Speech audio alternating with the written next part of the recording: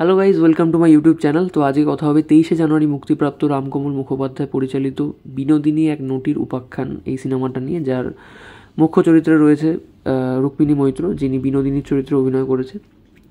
এছাড়া আছে কৌশিক গাঙ্গুলি, ওম সাহানি, রাহুল বোস, চান্দ্রেয়ী ঘোষ, গৌতম হালদার। তো সিনেমাটা নিয়ে যদি একটু বলা যায়, মানে গল্পটা নিয়ে, বিনোদিনীর গল্প আমরা সবাই কম বেশি জানি যে তিনি একজন থিয়েটারের অভিনেত্রী ছিলেন, থিয়েটার প্রেমী বলা চলে। মানে এত থিয়েটারের প্রতি প্রেম বোধহয় সেই সময়ে দাঁড়িয়ে অনেক কমই দেখা যেত আর কি। তো সেই থিয়েটারের প্রতি প্রেম থেকে তিনি জীবনে তার অতীত, একটা কালো অতীত থেকে কীভাবে বেরিয়ে এসে নিজের জীবনকে তৈরি করেন, নিজের নামকে প্রতিষ্ঠা করেন, এবং থিয়েটারের প্রতি ভালোবাসা কীভাবে তিনি সকলের মধ্যে ছড়িয়ে পড়েন, এবং তার নাম কীভাবে ইতিহাসে স্বর্ণাক্ষরে লেখা আছে থিয়েটারের প্রেমী হিসেবে বা থিয়েটার অভিনেত্রী হিসেবে, একজন থিয়েটারের মানুষ হিসেবে। তো সেই নিয়েই সিনেমাটা। তো সিনেমার মধ্যে পজিটিভ দিক, নেগেটিভ দিক সবই রয়েছে। তবে ওভারঅল যদি বলি, আমার সিনেমাটা কিন্তু বেশ ভালো লেগেছে। হ্যাঁ, নেগেটিভ দিকগুলো পরে আসছে, আগে পজিটিভ দিকগুলো বলি। প্রথম পজিটিভ দিক হচ্ছে সিনেমার গানগুলো। এই সিনেমার গানগুলো কিন্তু অসাধারণ।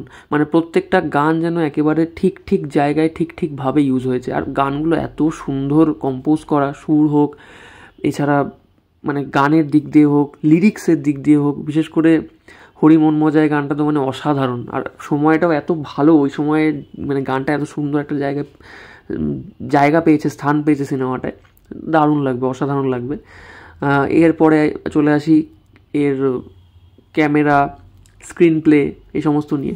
ক্যামেরার দিক দিয়ে আগে আসি, ক্যামেরা এবং আর্ট ডিরেকশন।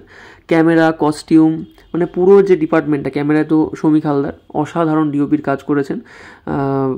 সেই যে এরাটা, সেই যে সময়টা, সেই প্রাচীন, ওই পিরিয়ড, এটা একটা পিরিয়ড ড্রামা, সেই পিরিয়ডটাকে যেভাবে এখানে তুলে ধরা হয়েছে, সাথে তার কস্টিউমটাকে, সেই সময়ের মানুষের জীবনযাত্রাটাকে যেভাবে তুলে ধরা হয়েছে, খুব এর আগে রসগোল্লা সিনেমাটা আমরা সেটা দেখেছিলাম, এই আবার সেই একই রকম এসেন্স, এছাড়া গোলন্দাজও দেখেছিলাম, সেই একই রকম এসেন্স কিন্তু এখানেও খুব সুন্দরভাবে সেটাকে তুলে ধরা হয়েছে। শমিক হালদার দারুণভাবে তুলে ধরেছেন। ক্যামেরার কাজ অসাধারণ। একটা ইয়েলোইশ লাইট ইউজ করা হয়েছে, একটা প্যাটার্ন ইয়েলোইশ প্যালেট ইউজ করা হয়েছে, যেটা একদম ঠিকঠাক যায় এই সিনেমার সাথে, এই সিনেমার পিরিয়ডটার সাথে। এবার যদি স্ক্রিন প্লের কথায় আসি, স্ক্রিন প্লেটা কিন্তু এখানে যেহেতু একটা পুরো গোটা জীবনটাকে দেখানো হয়েছে, সেজন্য অনেকটা ফাস্ট মনে হবে। একটা লিমিটেড টাইমের মধ্যে এত পুরো জীবনীটা দেখানো, জীবনের বিভিন্ন ঘটনাগুলোকে দেখানো, তো সেটা কিন্তু একটু একটু চোখে লাগবে যে না, মনে হচ্ছে শুধু বেশি ঘটনা দেখিয়ে ফেলছে, বেশি ঘটনা চলে আসছে। সেখানে স্ক্রিন প্লের একটা খামতি আছে। আমার মনে হয় ঘটনাটা একটু কমিয়ে সেই ঘটনার ইমোশনটাকে যদি একটু বেশি ধরা যেত, আমার মনে হয় আর একটু ভালো হতো। যেমন প্রথম দিকে একটা সিন আছে, যেটা আমি বলছি না, একদম বাচ্চা বয়সের একটা সিন আছে, সেটাকে আমার মনে হয়েছে একটু বেশি লেন্দি করা হয়েছে। ওটাকে আর একটু কম টাইম স্পেন্ডে দেখালে বোধহয় ভালো, অন্যদিকে একটু টাইম দেওয়া যেত আর কি, যেহেতু একটা লিমিটেড টাইম লেন্থের মধ্যে সিনেমাগুলোকে করতে হয়। কিন্তু সাথে এই জিনিসটা আমার ভালো লেগেছে যে এখানে কিন্তু এক্সট্রা করে কিছু দেখানো হয়নি। এমন নয় যে এখানে মুখ্য চরিত্র রুক্মিণী বলে তার সমস্ত ভালো দিকগুলোকে এখানে দেখানো হয়েছে, খারাপ দিকগুলোকে দেখানো হয়নি।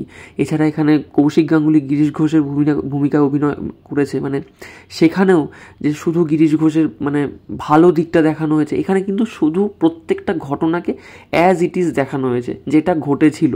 কোনো রং চড়িয়েও দেখানো হয়নি, বা কোনো কাউকে ছোট করার জন্য যে ইন্টেনশনালি দেখানো হয়েছে সেটাও নয়। একদম যা ঘটেছিল ঠিক সেইভাবেই দেখানো হয়েছে, যার ফলে প্রত্যেকটা চরিত্র কিন্তু আমাদের কাছে খুব সুন্দরভাবে এস্টাবলিশ হয়। এমন নয় যে একটা চরিত্রকে ভালো করতে গিয়ে বা মুখ্য চরিত্রকে ভালো দেখাতে গিয়ে আমি অন্য সাপোর্টিং কাস্ট সবাইকে খারাপ করে দিলাম, সেটা কিন্তু করা হয়নি এখানে। প্রত্যেকে তার নিজের দৃষ্টিভঙ্গি দেখানো হয়েছে, তার পার্সপেক্টিভ, তার পরিস্থিতি দেখানো হয়েছে, বোঝানো হয়েছে। সেই জিনিসটা আমার খুব ভালো লেগেছে। ইভেন মুখ্য চরিত্র বিনোদিনীর ক্ষেত্রেও সেটা কিন্তু ফলো করা হয়েছে।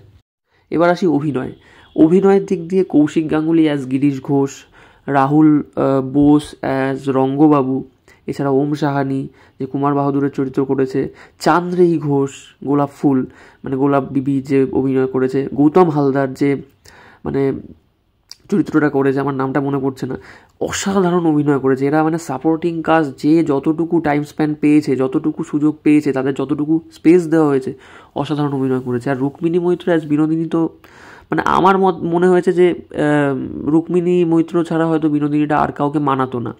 এবার সেখানেও একটা মানে বলার বিষয় আছে যে কিছু জায়গায় মানে বিশেষ করে প্রথম দিকে, শেষের দিকটায় ওটা বোঝা যায় না, কারণ শেষের দিকটায় রুক্মিণী মৈত্র আর বিনোদিনী যেন খানিকটা একই হয়ে গেছে, যেটা স্বাভাবিক, কারণ যেভাবে তাকে তালিম দেওয়া হয়েছে, তাকে শিক্ষা দেওয়া হয়েছে, সাজানো হয়েছে তাকে যেভাবে, তো সেটা ঠিক আছে। কিন্তু প্রথম দিকে সেই অ্যাকসেন্টটা, তার যে উচ্চারণ, রুক্মিণী মৈত্রের যে উচ্চারণ, সেটা একটু কানে লাগে একটু।